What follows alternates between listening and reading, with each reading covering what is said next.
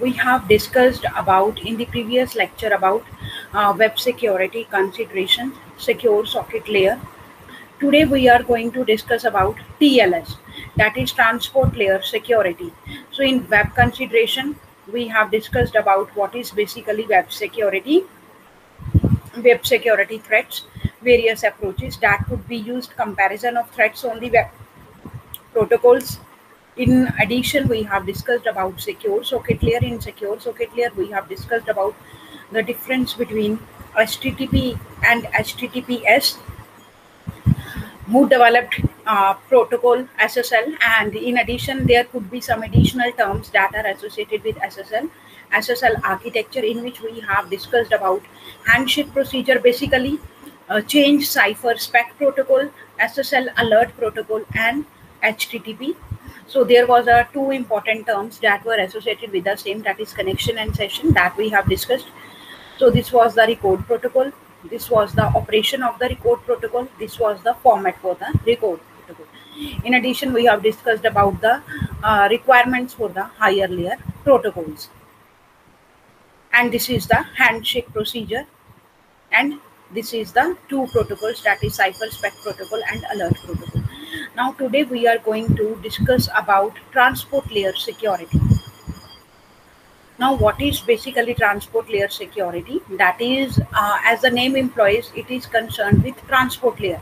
Like, it is widely adopted security protocol designed to facilitate privacy and data security for communication over the internet.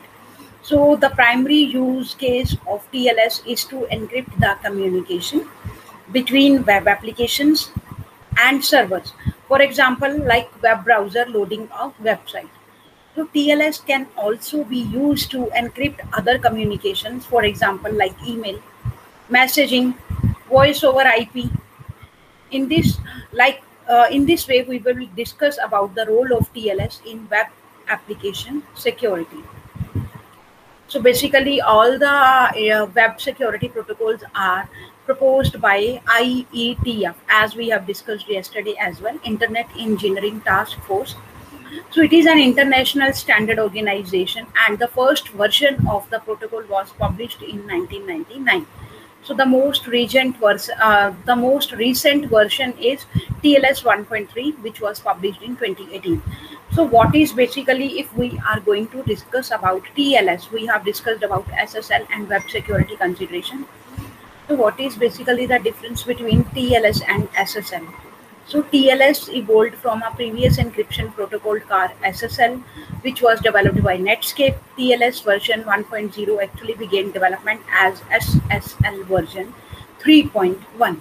But the name of the protocol was changed before the publication in order to indicate that it was no longer associated with Netscape. So because of this history, the terms TLS and SSL are sometimes used interchangeably. So next, the main question is, what is the basic difference between TLS and HTTPS? HTTPS, as the name implies, it could be implementation of TLS encryption on top of the HTTP protocol, which could be used by all the website as well as some other web services. Any website that uses HTTPS is therefore employing TLS encryption. So what is basically TLS? So these are the terms that are concerned with TLS basically. So TLS provides secure communication on the internet for such things like email, internet faxing, and other data transfer. So there are slight differences between SSL 3.0 and TLS 1.0, but the protocol remains substantially the same. So the major websites that use TLS to secure all communication between their web servers and web browsers. So these are the terms that I have already discussed. Now, why should business and web applications use TLS protocol? Because like TLS encryption, it can help protect web application from data breaches and other attacks. So additionally, TLS protected HTTPS is quickly becoming a standard practice for website. For example, you can have a look at the Google Chrome. So this browser is cracking down on the non HTTPS sites. These browser is cracking down on. Cracking down mean to say, if it is a known HTTPS site, then you will not be directed to open the page under that particular link that is given to you. And every day internet users are starting to become more wary of websites, like aware of websites that do not feature the HTTPS padlock icon. So what basically TLS can do? All the, like, what is the main function? Like, it could provide encryption, it could provide authentication, it could provide integrity. So these are the three core concepts or components of the TLS protocol. So what could be encryption here? Like, hide the data that is being transmitted from third party. Authentication, that is to validate that this is the authentic user who is having control over the information. Like, ensures that the parties exchanging information are who they claim to be. Next is to integrity, to verify the data that has not been tampered. Now the question is, how does TLS work? How does TLS work?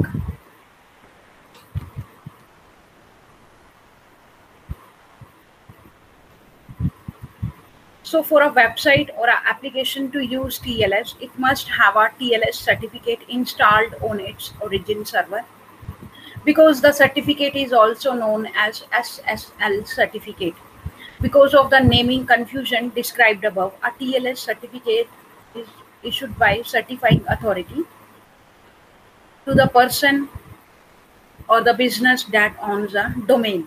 So the certificate contains important information like who owns the domain along with the server public key, both of which are important for validating the server's identity. So a TLS connection is initiated using a sequence known as the TLS handshake. So TLS handshake we already studied yesterday. You can have a look at the same. So this is the handshake. It is concerned with acknowledgement as well. There could be a client, there could be a server who are exchanging some kind of information with the help of acknowledgement. So there are 4 steps that are given here. First is to establish security capabilities, including protocol version, session ID, cipher suite, compression method, and initial random number. Second could be whatever it is sent by the server, acknowledgement in the form of acknowledgement. It could send certificates, key exchange request certificates, server signals, and of the hello messages phase. So this is the hello, this is the server hello, this is the and hello of the server that is actually done after performing various operations here. So again, client is sending certificate of if requested. Client sends key exchange. Client may send certificate verification. So change cipher suite and finish handshake protocol that is acknowledged by the server. So note that shaded transfers are optional or situation dependent messages that are not always sent. So this is all about handshake procedure that we have discussed yesterday.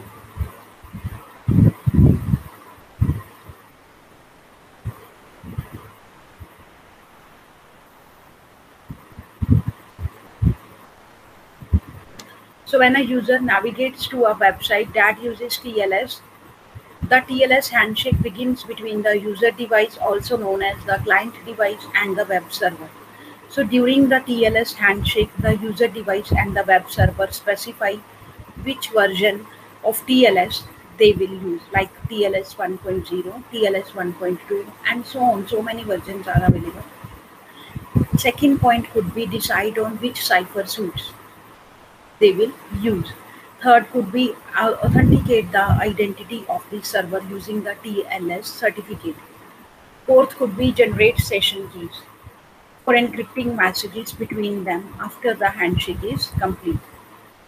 Basically, TLS handshake establish a cipher suite for each communication sessions. That is, the cipher suite is a set of algorithms that specify details such as which shared encryption keys or session keys will be used for that particular session.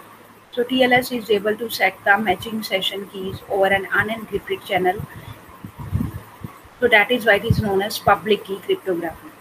So the handshake also handles authentication, which usually consists of the server proving its identity to the client. So this is done using public key. So public key are encryption keys that use one-way encryption, meaning that anyone with the public key can unscramble the data encrypted with the server private key to ensure its authenticity. But only the original sender can encrypt the data with the private key. Now here we are supposed to use the concept of, I can say, public key cryptography. Now, what does public key cryptography actually mean?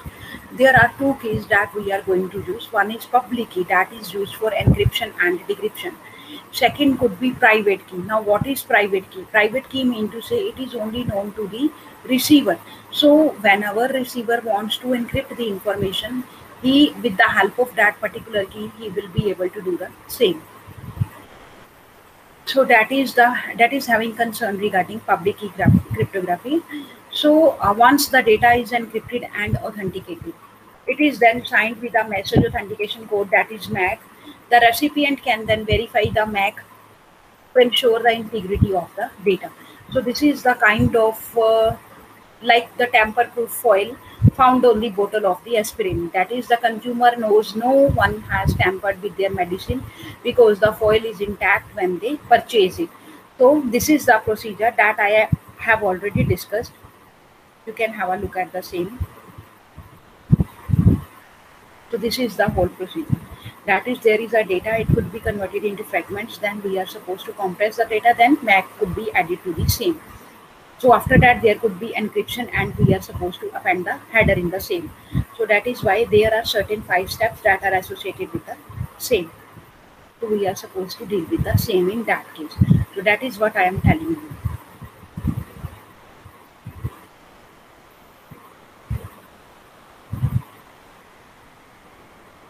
Next is, how does TLS affect web application performance?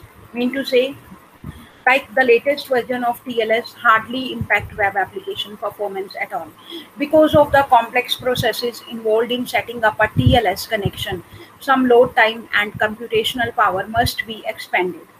Like the client and server must communicate back and forth several times before any data is transmitted, and that eats up precious milliseconds of load time for web applications, as well as some memory for both the client and the server. So however, there are technologies in place that help to mitigate, like to remove potential latency created by the TLS handshake. So one is TLS false start, which lets the server and client start transmitting data before the TLS handshake is complete. So another technology to speed up TLS is TLS session resumption, which allows clients and server that have previously communicated to use an abbreviated handshake.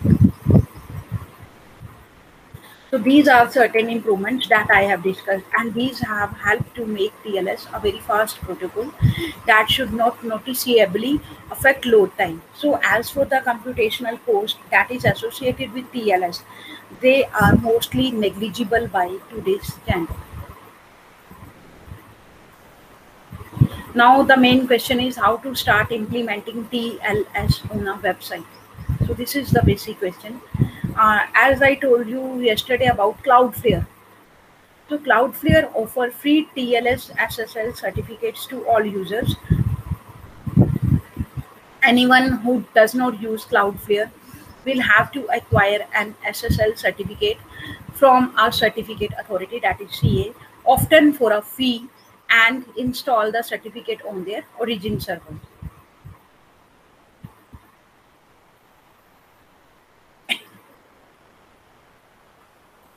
Now there are version numbers that are associated with the same, that is transport layer security, and its predecessor, that is secure socket layer. So both frequently referred to as SSL, and they are cryptographic protocols that provide communication security over a computer network. So several versions of protocol find widespread use in applications such as web browsing, email, internet faxing, instant messaging, and voice over IP. So the TLS record format is same as that of the SSL record format, and the fields in the header have same meaning. For example, the one difference is in the version value. For the current versions of the TLS, major version is 3 and minor version is 1.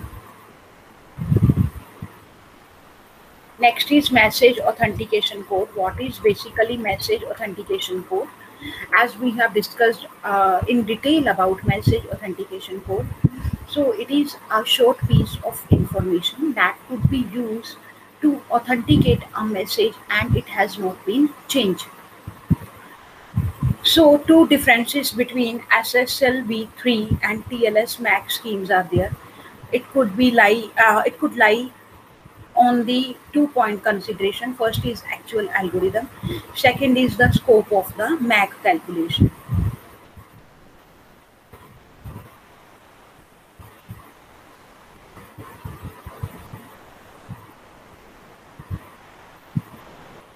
Now pseudo-random function.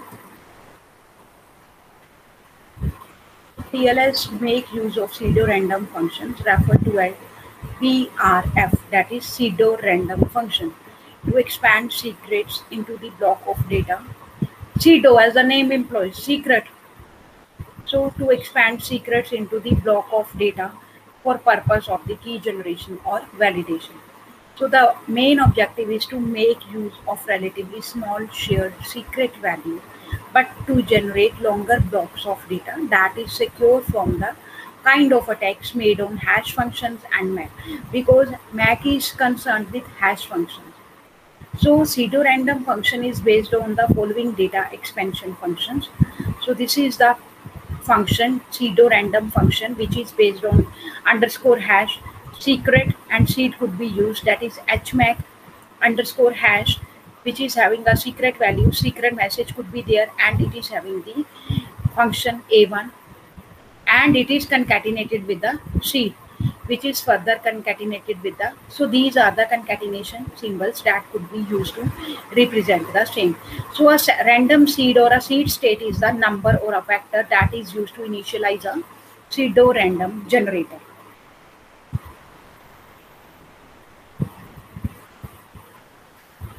So if you are having any query regarding same, you can ask me.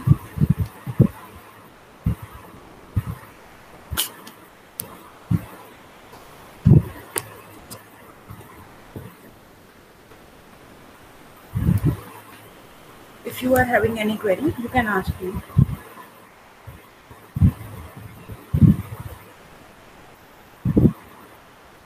So next is, there are several benefits of TLS. What could be the same? It could be encryption, interoperability, algorithm flexibility, ease of deployment, ease of use. So we are supposed to discuss one by one. So what would be the encryption? That is, TLS or SSL can help to secure transmitted data using encryption. Next is interoperability. That is, TLS SSL works with most web browsers, including Microsoft Internet Explorer, and on most operating systems and web servers. Next is algorithm flexibility. So as the name implies, algorithm flexibility, that is, TLS SSL provide operations for authentication mechanism, encryption algorithms, hashing algorithms that are used during the secure session. Next is ease of deployment. Many applications TLS, or it could be SSL, temporarily on a Windows Server 2003 operating system. So it could be easy to deploy the same.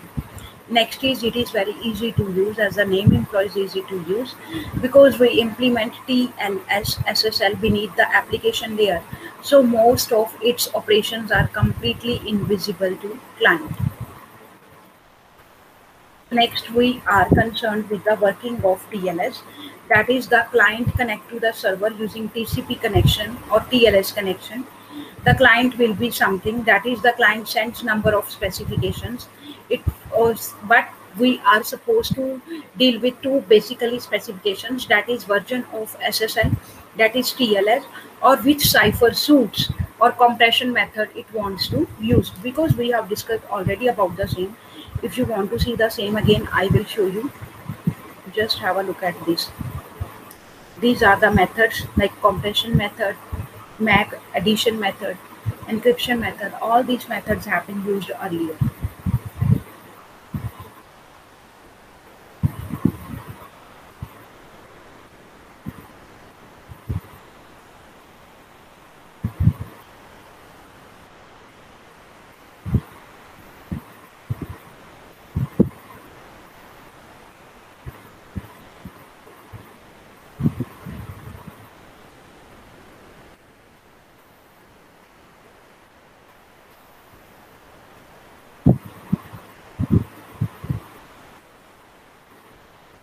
Now there are certain alert codes that could be associated with TLS. So what are those? That is, TLS support all of the alert code defined in SSL v3 with the exception of no certificate.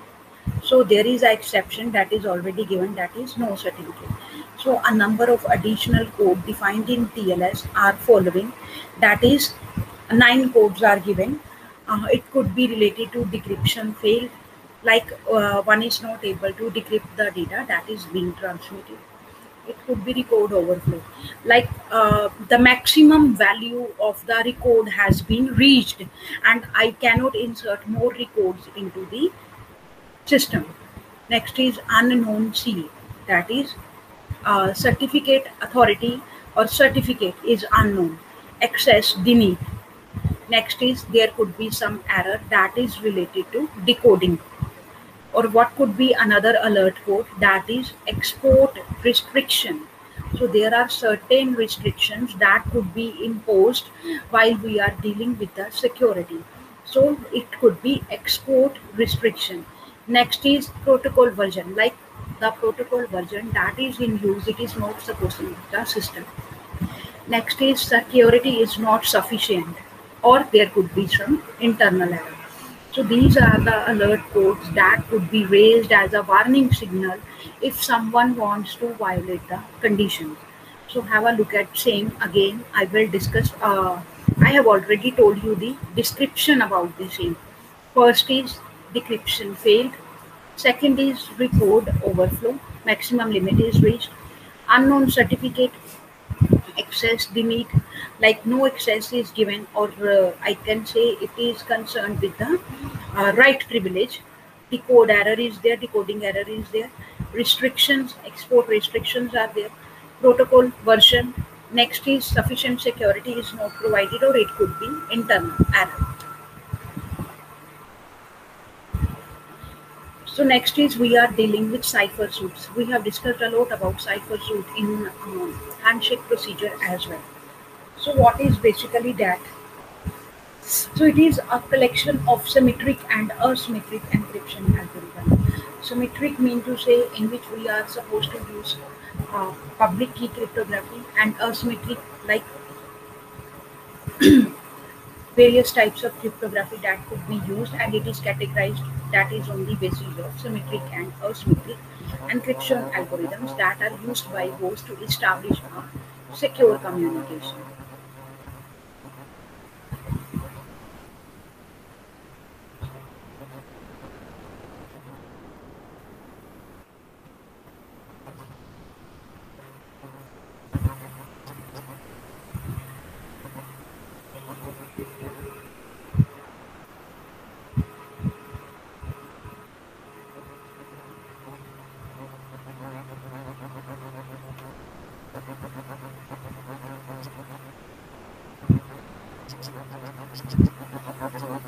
So symmetric and asymmetric encryption algorithm could be used by the host to establish a secure. Now we have discussed a lot about symmetric algorithms, asymmetric algorithms. So symmetric algorithm mean to say one key is used for encryption and decryption, and asymmetric mean to say we have to use two keys for encryption and decryption. One is public key and second is private key. So there are two keys that could be used and there is one key. Now symmetric algorithms are DES, AES, symmetric RSA. You can take example of RSA. Diffie-Hellman key exchange, message digest could be there. So these are used by hosts to establish a secure communication.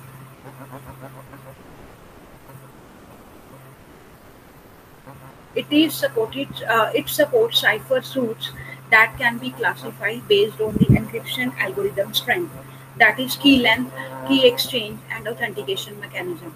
So there are several small differences between cipher suits available under this version, that is Secure Socket Layer version number 3, and under TLS, that is key exchange or symmetric encryption algorithm.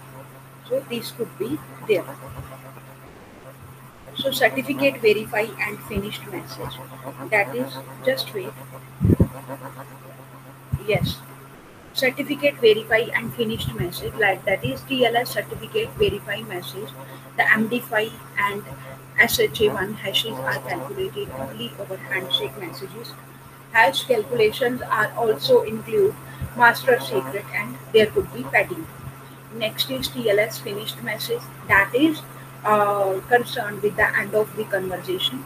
It is a hash based on shared master secret, the previous handshake messages, and label that identify client of the server. So next point is concerned with padding. We are supposed to insert some extra bits. So in TLS, the padding can be any amount that result in total, that is a multiple of cipher block length, that is up to maximum of 255 bytes. So if your plain text data is always fixed length equal to multiple of the block size 8 or 16, you can avoid using padding. So if the plain text to be encrypted is not an actual exact multiple, because if the certain data is not matching the exact pattern, then you are supposed to insert it, otherwise you are not supposed to use it. So if the plain text to be encrypted is not exact multiple, you need to pad before encrypting by adding padding strings. So same is the case with decrypting here. When decrypting, the receiving party needs to know how to remove the padding in an unambiguous manner. Unambiguous means there could not be any confusion regarding same. So padding is a way to take data that may or may not be a multiple of the block size for a cipher and extend it out so that it is unambiguous.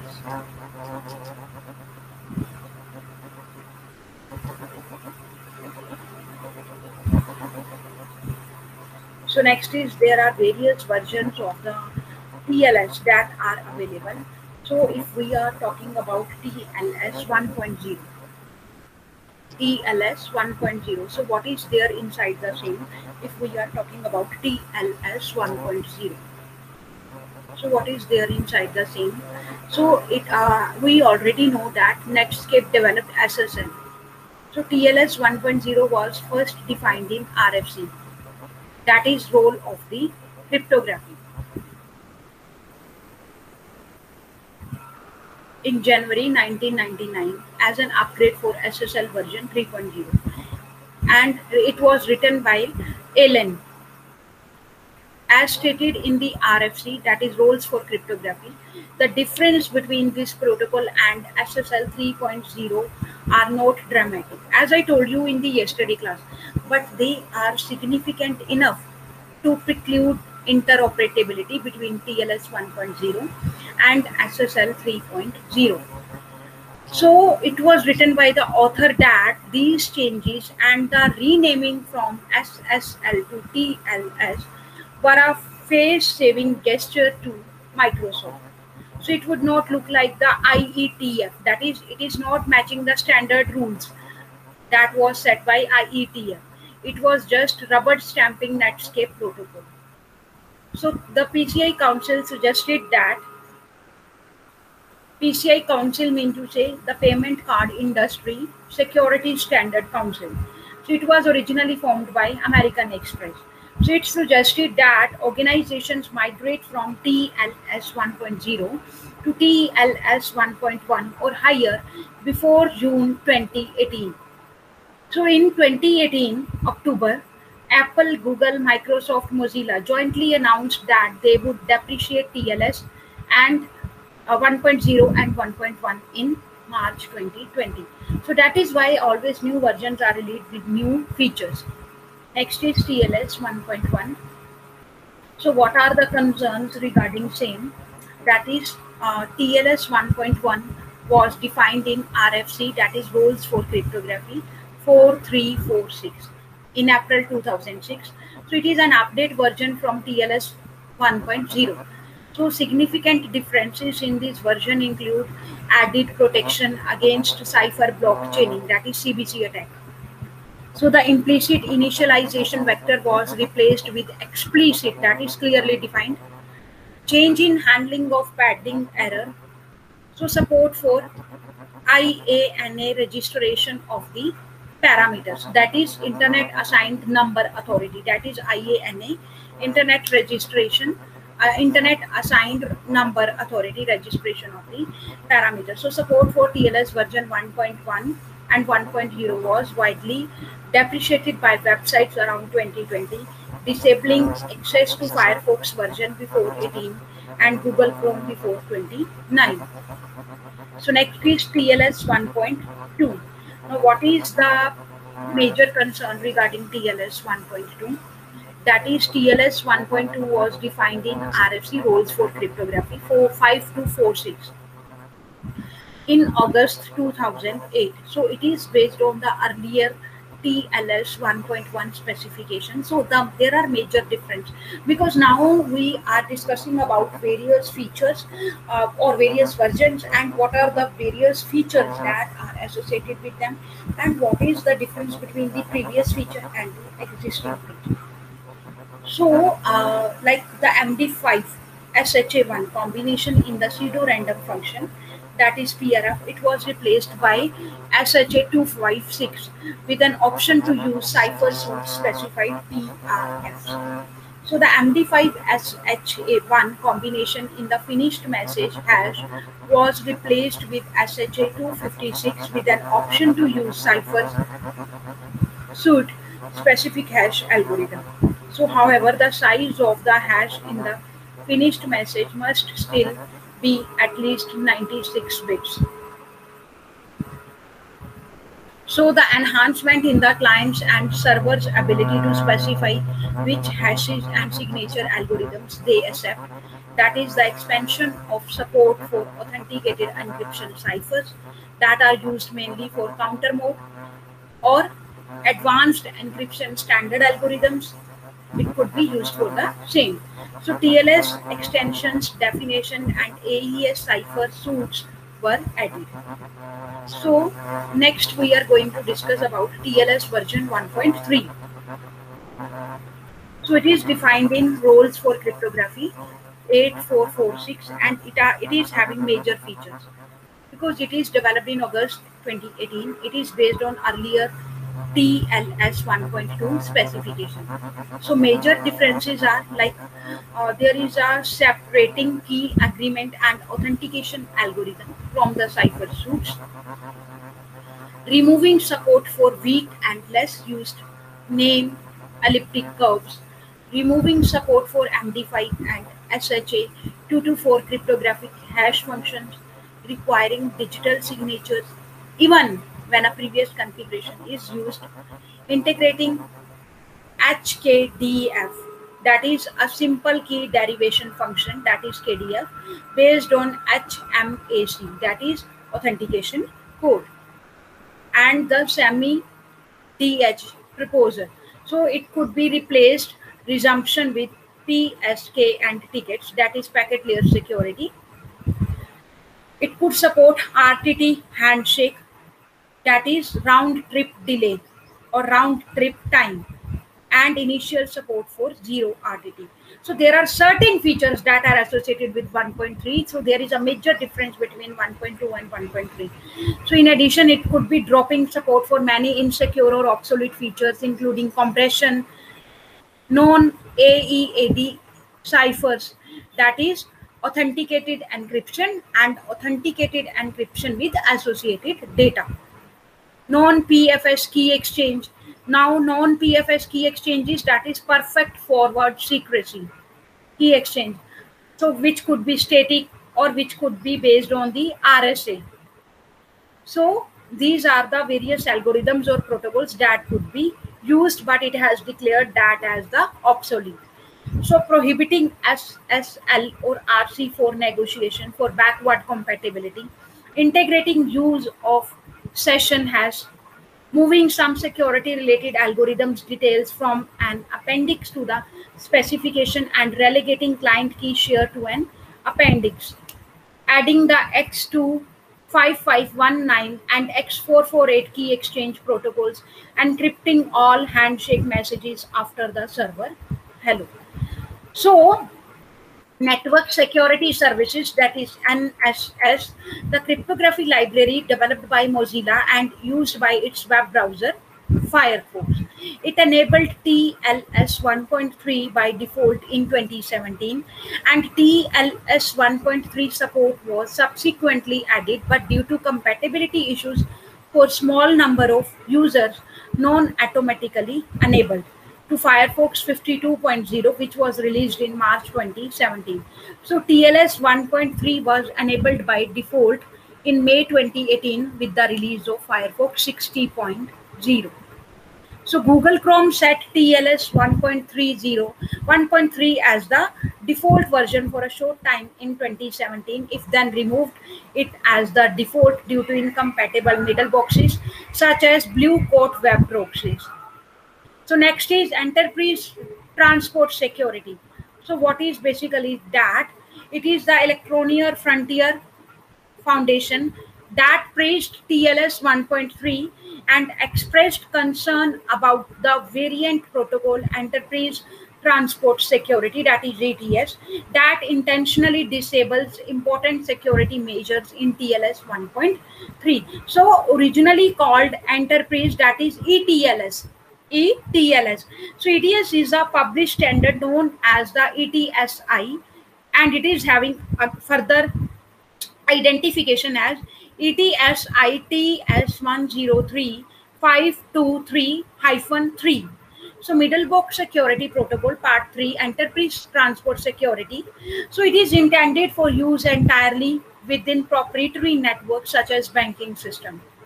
So ETS does not support forward secrecy as to allow third-party organizations that are connected to proprietary network to be able to use their private key to monitor network traffic for the detection of malware and to make it easier to conduct audits.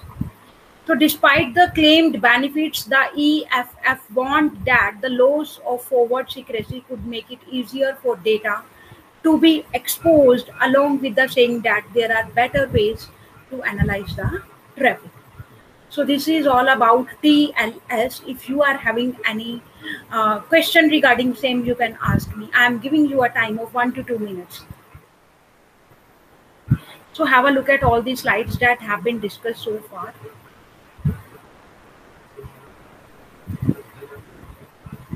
So these are certain terms that are associated with TLS security.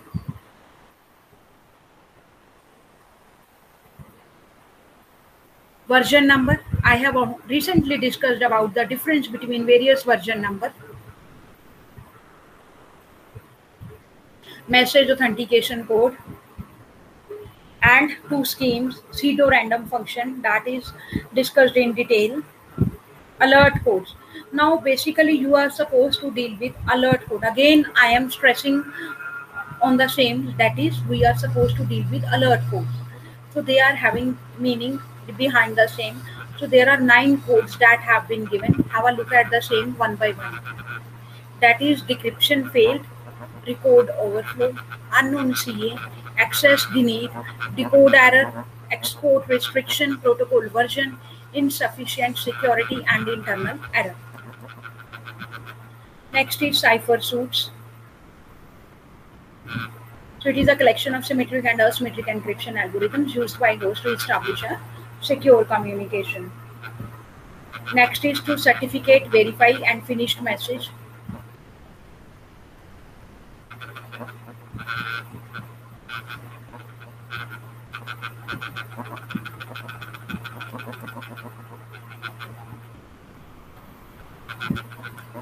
Now I have discussed a lot about certificate authority. So what is basically certificate authority and what is the role TLS playing in the same? That comes to my mind that I should discuss about certificate authority. Now what is basically certificate authority? As the name implies, TLS typically relies on the set of trusted third-party certificate authorities to establish the authenticity of the certificates. So trust is usually anchored in a list of certificates that are distributed with user agent software, and it can be modified by relying party. So according to the Netcraft, who monitors active TLS certificate, the market leading certificate authority has been Semantic since the beginning of their survey. As of 2015, Symantec accounted for just under a third of all certificates and 44% of the valid certificates used by the 1 million busiest website as counted by the Netcraft. So in 2017, Symantec sold its TLS, or I can say SSL, business to DigiCert. So it is an updated report. It was shown that DigiCert and Sectico are the top three certificate authorities in terms of market share since May 2019. So as a consequence of choosing X.509 certificate that we have already discussed about authentication scheme that is used in cryptography, and it is a standard that is defining the format of public key certificate. So certificate authorities and public key infrastructure, it is a set of rules, policies, softwares, procedures that are needed to create, manage, distribute, use, store, and revoke digital certificates and manage public encryption. So these are necessary to verify the relation between a certificate and its owner, as well as to generate, sign, and administer the validity of the certificate. Sorry. While this can be more convenient than verifying the identities via a web of trust, that is the 2013 mass surveillance disclosure that made it more widely known that certificate authorities are a weak point from a security standpoint because it allows man in the middle attacks. So in cryptography and computer security, a man in the middle attack, monster in the middle, machine in the middle, monkey in the middle, or person in the middle attack is the cyber attack, where the attacker secretly relays and possibly alters the communication between two parties. So if the certificate authority cooperates, then it could be compromised. So there are various algorithms that are associated with the same. We can use key exchange algorithm or key agreement algorithm could be used. Cipher could be used to overcome the same. Data integrity could be used. Next, there are certain applications that could be used and that could be based on various websites. So a primary use of TLS is to secure www, that is World Wide Web traffic between a website and a web browser that is encoded with HTTP protocol. So this use of TLS to secure HTTP traffic constitute the HTTPS protocol. So these are all things that are related to TLS.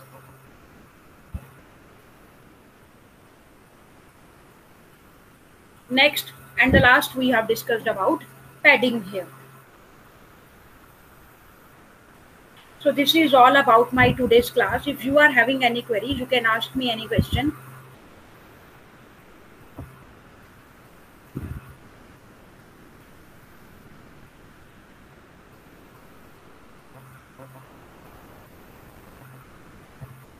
So there are two reference books that are given, that are available in the college library. You can get it issued from the library.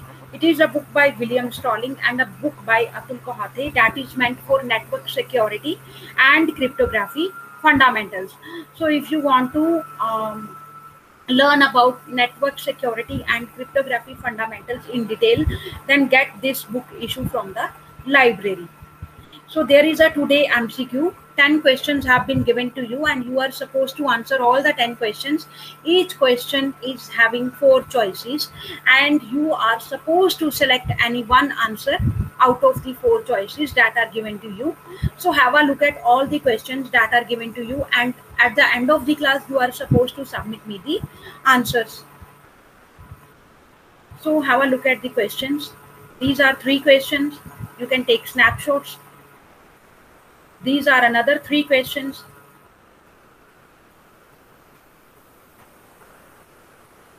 These are another 3 questions. And this is the last question.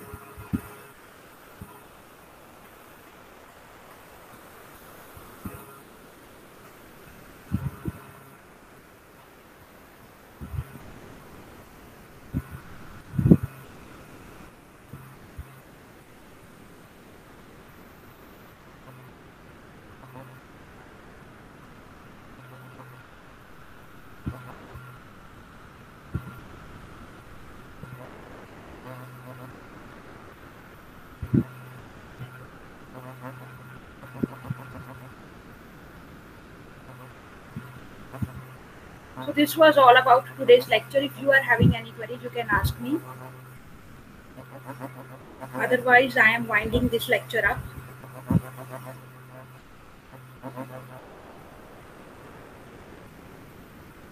You can have a look at all the slides that have been discussed.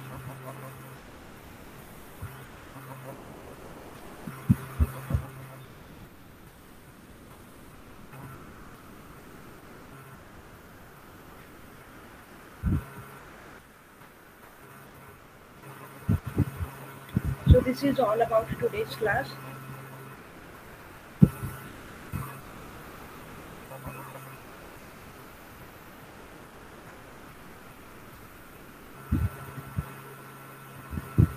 Thank you. Have a nice day.